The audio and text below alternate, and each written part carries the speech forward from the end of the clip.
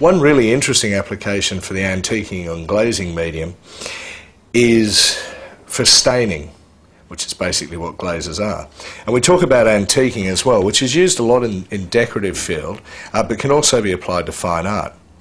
What I'm going to do here, and this can be done on any sort of timber, I'm using pine here, but it can be done on any sort of object as well. So, for instance, it looks very good on frames. So basically what we're going to do is distress the timber.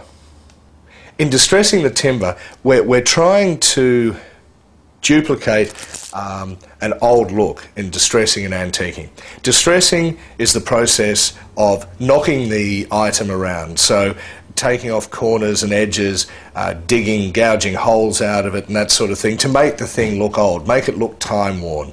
And then we'll apply the patina, or using the antiquing medium, a dirt colour over it. Basically old things are just dirty, they've just collected dirt over the years, and so we're going to make it look dirty. So by making marks on the pine, using things like chains and the hammer,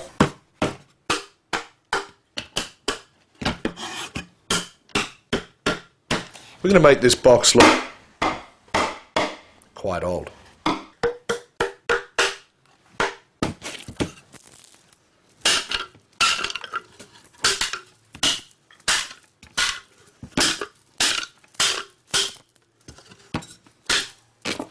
We can also duplicate woodworm or borer holes using a sharp tool and just doing a series of holes to imitate borers. We can use all sorts of implements to make these marks. Now the project has been distressed, we need to antique it. Antiquing medium is basically a medium that has binder and a sealer and also a drying retarder in it to allow us time to work the patina. On raw wood, the best idea is to actually wipe over with the antiquing medium first so that not too much of the paint actually soaks in. What we'll be doing is applying the paint with the same rag that has antiquing medium on it once we've soaked the project.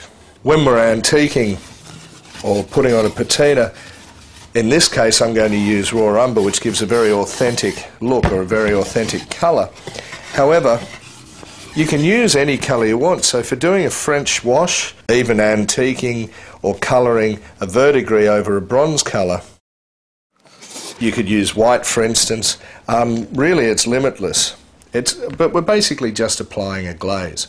So now I've put a little bit of raw umber onto the rag that's soaked with the antiquing medium, and I'm just wiping it over the top here.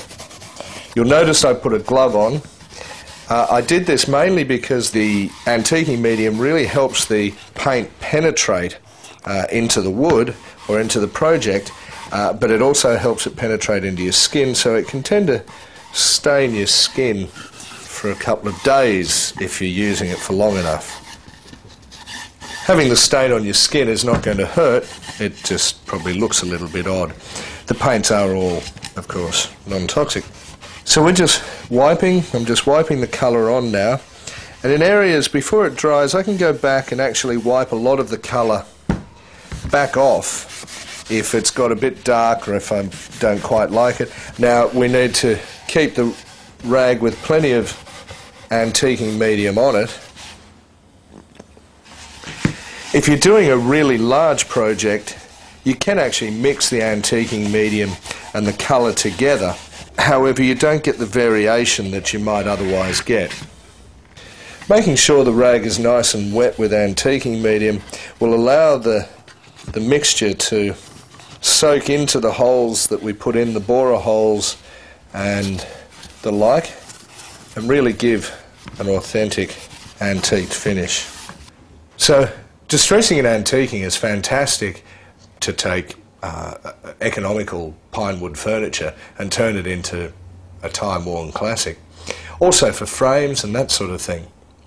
The difference between antiquing and taking just a normal furniture stain is that you are able to vary the amount of colour that goes down. A stain will just give you one colour all round, but with antiquing we can get different areas of colour and intensity to really give it an authentic look.